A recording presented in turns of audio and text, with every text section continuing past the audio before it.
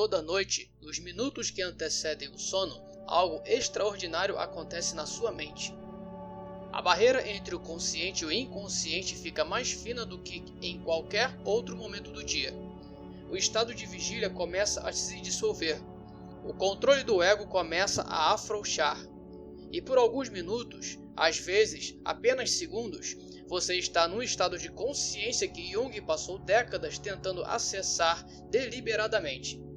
Um estado que Erikson aprendeu a induzir clinicamente em pacientes para produzir transformações que a terapia convencional não conseguia. Um estado que Murphy ensinava para pessoas comuns como a abertura mais acessível para reprogramar o subconsciente.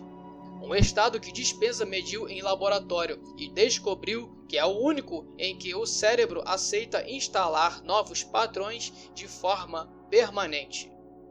Isso acontece com você toda noite. E na maioria das vezes passa direto, pensando no que precisa fazer amanhã, revisando o que deu errado hoje, deixando o estado mais poderoso da sua neurologia de lado. Hoje você vai entender o que é essa abertura e o que você pode começar a fazer nessa abertura a partir desta noite. Existe um paradoxo silencioso no centro de quase todo o trabalho de desenvolvimento espiritual e pessoal. As pessoas trabalham de dia, leem, estudam, praticam técnicas, fazem afirmações, visualizam, investem horas conscientes tentando produzir transformação. E à noite, quando o inconsciente se abre naturalmente, quando a mente está no estado mais receptivo, que vai estar em todo o ciclo de 24 horas, usam esse estado para rever preocupações, alimentar ansiedades e eventualmente adormecer com o mesmo padrão que tentaram mudar durante o dia. O inconsciente ouve tudo, especialmente nesse estado. Murphy sabia disso em 1963, quando publicou O Poder do Subconsciente. Erikson sabia disso desde a época de 30, quando começou a usar estados de transe para acessar recursos que a mente consciente dos pacientes não conseguia alcançar. Jung sabia disso desde que começou a trabalhar com o que chamava de imaginação ativa, que é o estado deliberado de afrouxamento do controle consciente para deixar o inconsciente se manifestar. E Dispenza, com laboratórios, EEG, medições de ondas cerebrais e amostras de sangue antes e depois, provou o que os três descreveram de forma diferente. No estado entre vigília e sono, o cérebro entra numa frequência específica, o limiar alfa-teta, onde a plasticidade neuronal está no pico, onde novas conexões são formadas com uma facilidade que não existe em nenhum outro estado de consciência. Em outras palavras, o estado que você atravessa toda noite antes de dormir é o estado em que seu cérebro está mais disposto a mudar. E a maioria das pessoas usa esse estado para se preocupar. O conflito é este. A ferramenta mais poderosa de transformação que você possui não é uma técnica que precisa aprender. É um estado que já acontece naturalmente. O que falta é saber o que fazer com ele. Carl Jung, o explorador da abertura interior. Zurique, 1913. Carl Jung está atravessando o que ele mesmo chamaria, décadas depois, de confrontação com o inconsciente. Uma crise que durou anos. Uma descida deliberada ao submundo da própria psique, que ele documentou em imagens, textos e pinturas no que ficou conhecido como o Livro Vermelho. O que Jung estava tentando fazer era algo que nenhum psicólogo havia sistematizado antes: acessar o inconsciente de forma deliberada e consciente, não apenas através dos sonhos que chegavam sem convite, mas através de uma prática que ele chamou de imaginação ativa. A imaginação ativa de Jung era um estado preciso. O praticante se sentava em silêncio, afrouxava o controle consciente sem adormecer, sem se distrair, e deixava as imagens do inconsciente emergirem espontaneamente. Não as forçava, não as interpretava imediatamente, apenas as deixava surgir, e então dialogava com elas como se fossem personagens reais. Jung descobriu que nesse estado, no limiar entre vigília plena e sono, o inconsciente se tornava acessível de uma forma que não era possível em estado de vigília normal. A mente consciente com seu controle, sua análise, sua necessidade de organizar tudo, ficava suficientemente quieta para que o inconsciente pudesse falar. A contribuição de Jung. O mapeamento do estado limiar como território de acesso ao inconsciente e a criação de um protocolo deliberado para habitá-lo conscientemente. Milton Erickson, o mestre da abertura clínica. Arizona, ano de 1930. Milton Highland Erickson está paralítico numa cama. Aos 17 anos, contraiu poliomielite tão grave que os médicos disseram que não sobreviveria. Sobreviveu, mas ficou completamente paralisado. Então fez algo extraordinário. Usou o estado de imobilidade forçada para observar sua própria mente com uma atenção que poucos seres humanos já alcançaram. Estudou como os músculos se moviam nas memórias, como o corpo respondia a pensamentos, como a mente consciente e o inconsciente se comunicavam. Erickson se recuperou parcialmente e se tornou o hipnoterapeuta mais influente do século XX. Mas o que Erickson desenvolveu não era a hipnose de palco, com pêndulos e comandos de dormir. Era algo muito mais sutil e muito mais poderoso. A capacidade de induzir, através da linguagem, estados de consciência alterada em que o inconsciente do paciente ficava completamente acessível, receptivo a sugestões, metáforas e instalações que a mente consciente, em estado normal, resistiria ou bloquearia. Erickson descobriu que o inconsciente tem sua própria linguagem, não a linguagem lógica e linear do consciente, mas a linguagem das metáforas, das histórias, das imagens, das sensações. E descobriu que nesse estado alterado, que ele podia induzir em minutos, transformações profundas aconteciam em velocidades que décadas de terapia convencional não produziam. Bandler e Grinder estudaram Erickson e criaram a programação neurolinguística. A hipnose ericksoniana tornou-se a base de dezenas de modalidades terapêuticas, e o estado que ele induzia, que ele chamava de transe, começou a ser estudado pela neurociência décadas depois. A contribuição de Erickson. O protocolo clínico de acesso à abertura, a linguagem precisa que induz o estado liminar e instala novos padrões no inconsciente com uma eficiência que a mente consciente sozinha não consegue alcançar. Joseph Murphy, o democratizador da abertura. Nova York, década de 50.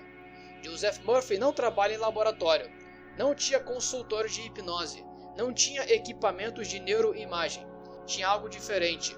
A capacidade de traduzir para a linguagem cotidiana o que Jung explorava filosoficamente e Erickson aplicava clinicamente. Murphy ensinava para pessoas comuns, não para pacientes, não para analistas, e sua mensagem central era perturbadora na sua simplicidade. Abre aspas, você tem acesso à abertura mais poderosa da sua mente toda noite, e não precisa de hipnotizador, analista ou laboratório. Precisa de intenção e de saber o que fazer com os minutos que antecedem o sono. Fecha aspas. Murphy chamava esse estado de momento hipnagógico, o estado entre vigília e sono, quando o subconsciente está mais permeável do que em qualquer outro momento, e ensinava um processo preciso para usá-lo. Primeiro, relaxar o corpo completamente, soltar cada músculo, cada tensão. Segundo, deixar a mente consciente se afastar das preocupações do dia. Terceiro, nesse estado de receptividade máxima, introduzir a nova crença, a nova imagem, o novo padrão, não com esforço, mas com a suavidade de quem está apresentando uma verdade que o subconsciente vai aceitar. Quarto, adormecer nesse estado, sem ruído mental, sem preocupações, deixando a instalação ser processada durante o sono. Murphy democratizou a abertura. Tornou acessível o que Jung explorava filosoficamente e Erickson aplicava clinicamente. A contribuição de Murphy. Protocolo cotidiano da abertura. A prática que qualquer pessoa pode começar esta noite, sem treinamento especial, sem equipamento, sem terapeuta. Dr. Joe Dispenza, o cientista da meditação. Olímpia, Washington, anos 2000. Dr. Joe Dispenza está fazendo algo que nenhum dos três anteriores pôde fazer, medindo o que acontece no cérebro quando uma pessoa acessa o estado liminar deliberadamente. com EEG, medições de ondas cerebrais, análises de sangue antes e depois de meditações profundas e estudos com centenas de participantes ao longo de anos, Dispenza está construindo a prova científica de algo que Jung, Erikson e Murphy descreveram, cada um com sua própria linguagem. O que Dispenza descobriu? 1. As ondas cerebrais. Em estado de vigília normal, o cérebro opera predominantemente em ondas beta, o estado de alerta, análise e controle consciente. No limiar entre vigília e sono, as ondas desaceleram para alfa e depois teta, e é nesse estado alfa-teta que a plasticidade neuronal está no pico. 2. A janela de instalação. No estado alfa-teta, o cérebro está literalmente mais disposto a formar novas conexões neurais. O que é introduzido nesse estado, imagens, crenças, padrões emocionais, tem uma probabilidade muito maior de ser integrado do que qualquer coisa introduzida em estado beta normal. 3. A emoção como catalisador. Dispenza descobriu que a emoção amplifica a instalação de forma exponencial. Uma nova crença introduzida no estado liminar, com emoção genuína, não como afirmação mecânica, mas com experiência sentida, e produz mudanças neurológicas mensuráveis que afirmações repetidas em estado de vigília não produzem. 4. A coerência cardíaca. Quando o estado liminar é alcançado com práticas de coerência cardíaca, respiração rítmica que sincroniza o ritmo cardíaco, o campo eletromagnético do coração e do cérebro entram em sincronicidade. E nesse estado de coerência, a instalação de novos padrões é ainda mais profunda e mais permanente. A contribuição de Dispenza. A prova neurocientífica da abertura, a confirmação mensurável de que o estado que Jung explorou, Erikson induziu e Murphy ensinou é real, replicável e capaz de produzir mudanças estruturais no cérebro. Agora sobrepõe os 4. Jung chama de estado liminar o limiar entre vigília e sono, onde o inconsciente está acessível através da imaginação ativa. Erikson chama de transe hipnótico o estado de afrouxamento do controle consciente, onde o inconsciente está receptivo a novas instalações. Murphy chama de momento hipnagógico os minutos antes do sono, onde o subconsciente está no pico de permeabilidade. Dispenza chama de estado alfa-teta, a frequência cerebral mensurável onde a plasticidade neuronal está maximizada. 4 nomes. Um estado. E todos os 4 concordam num ponto que nenhum livro de autoajuda explica com essa clareza. Abre aspas. Você não muda o inconsciente convencendo-o. Você muda o inconsciente acessando-o no estado em que ele está receptivo e instalando um novo padrão com a linguagem que ele entende. Fecha aspas. A linguagem do inconsciente. Erikson passou décadas mapeando a linguagem do inconsciente. E o que descobriu coincide precisamente com o que Neville Goddard, que nunca teve contato com Erikson, ensinava intuitivamente. O inconsciente não entende negação. Quando você pensa, abre aspas, não quero ter medo, fecha aspas, o inconsciente processa medo. Quando você afirma, abre aspas, não sou ansioso, fecha aspas, o inconsciente processa ansioso. A negação é uma construção da mente consciente. O inconsciente opera em imagens, sensações e estados emocionais. É um dos mecanismos de defesa do ego que Freud explicou. Por isso, afirmações como não tenho medo não funcionam. E por isso a técnica de Neville, que é viver no estado do desejo já realizado, sentir a emoção do fim, é neurologicamente precisa. Você não nega o que não quer. Você instala o que quer com a vivacidade de uma experiência real no estado em que o inconsciente está mais receptivo. O inconsciente não distingue entre experiência real e imaginada com intensidade suficiente. Dispenza provou isso em laboratório. O cérebro de uma pessoa que visualiza uma ação com intensidade suficiente ativa os mesmos circuitos neurais que o cérebro de uma pessoa que executa a ação fisicamente. A imaginação vivida com emoção no estado liminar é, para o cérebro, indistinguível da experiência real. E o cérebro forma as mesmas conexões neurais, instalando um novo padrão como se já estivesse acontecendo. Jung sabia disso quando desenvolveu a imaginação ativa. Erikson sabia disso quando usava metáforas e histórias no estado de transe. Murphy sabia disso quando ensinava a plantar novas crenças no hipnagógico. Dispenza apenas mediu o que os três já praticavam. Porque o estado importa mais que o conteúdo. Aqui está algo que muda tudo sobre como entendemos as práticas de transformação. O mesmo conteúdo, a mesma afirmação, a mesma visualização, a mesma crença, instalado em estado beta normal versus instalado no estado alfa teta, produz resultados completamente diferentes. Não porque o conteúdo seja diferente, porque o estado de receptividade é diferente. É como tentar plantar uma semente no asfalto versus num solo fértil. A semente é a mesma, o resultado é completamente diferente. Murphy descrevia o subconsciente como solo. Neville descrevia o estado assumido como condição da plantação.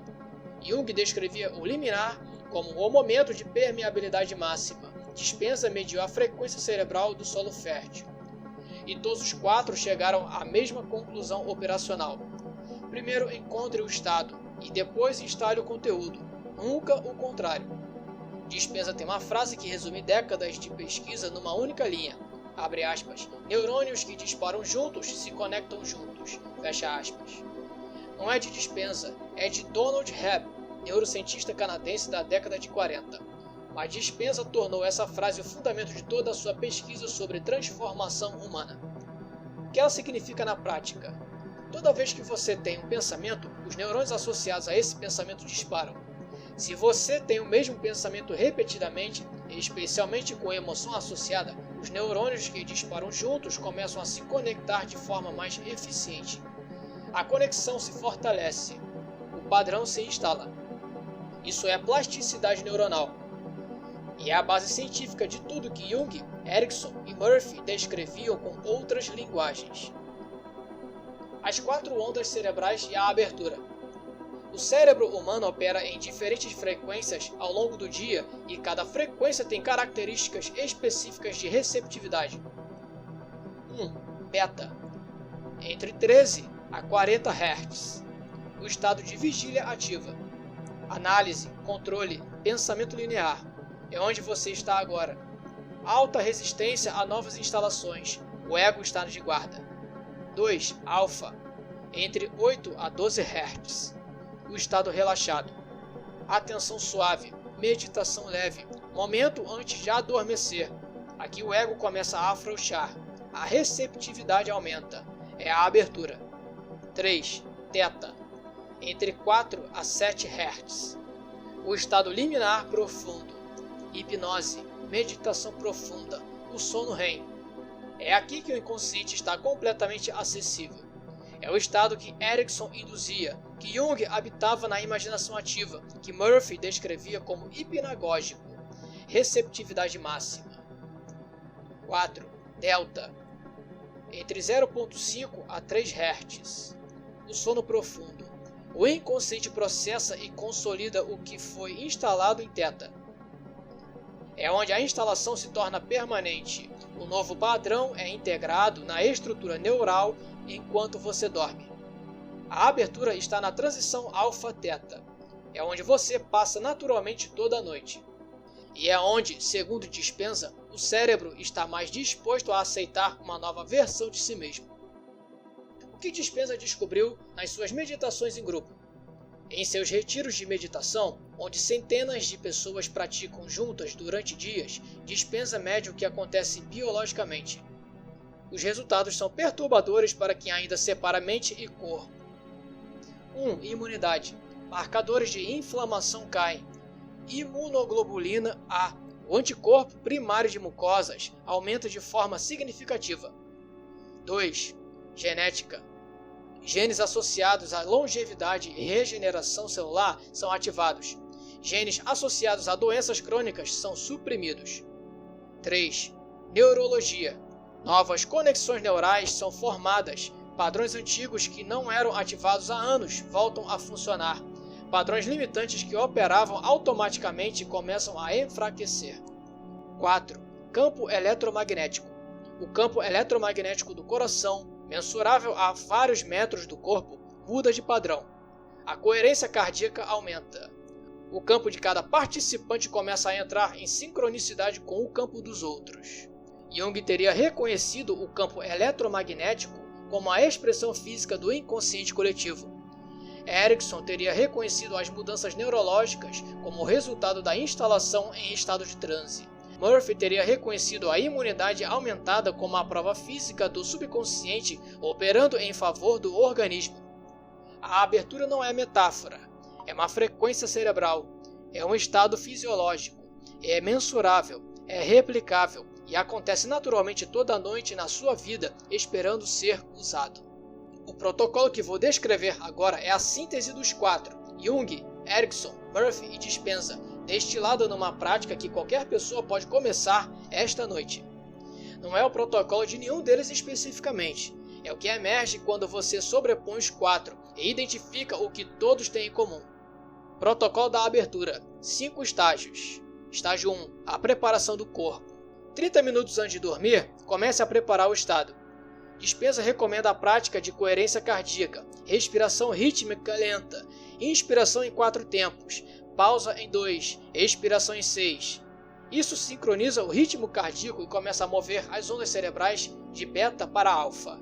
Erikson ensinava seus pacientes a começar pela periferia do corpo, relaxar os dedos dos pés, depois os pés, depois as panturrilhas, subindo progressivamente até chegar ao rosto e ao crânio. Cada grupo muscular relaxado é um passo em direção ao estado liminar. Enquanto o corpo se relaxa, a mente consciente começa a afrouxar o controle.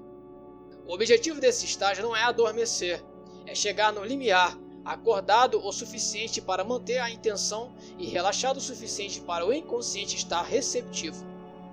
Estado 2. O esvaziamento. Com o corpo relaxado e as ondas cerebrais em alfa, o próximo estágio é o esvaziamento da mente consciente. Não é repressão, é esvaziamento. Você não força os pensamentos do dia para fora. Você os observa chegando e os deixa passar como nuvens num céu que você não é, apenas observa. Jung chamava esse estado de receptividade passiva. A qualidade de presença que permite que os conteúdos do inconsciente apareçam sem serem mensurados pelo ego.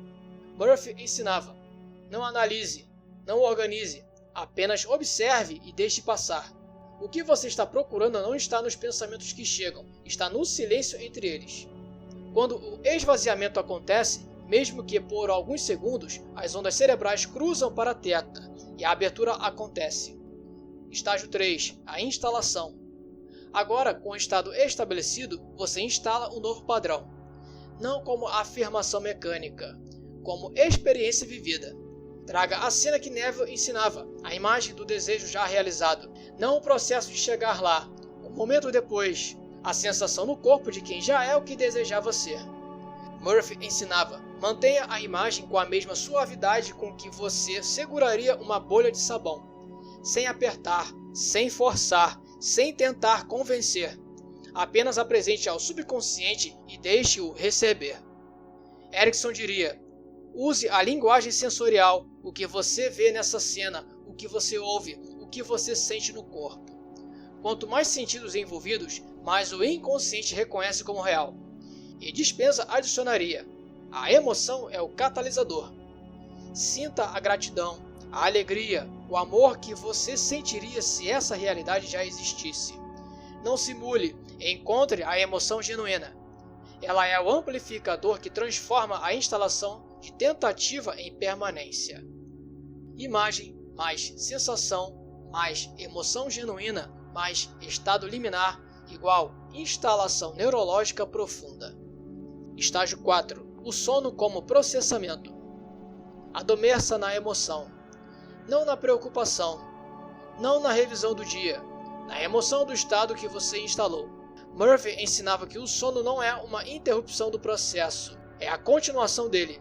O que foi instalado no estado hipnagógico é processado e consolidado durante o sono delta. O cérebro, literalmente, forma as conexões neurais durante a noite. Dispenza mediu isso.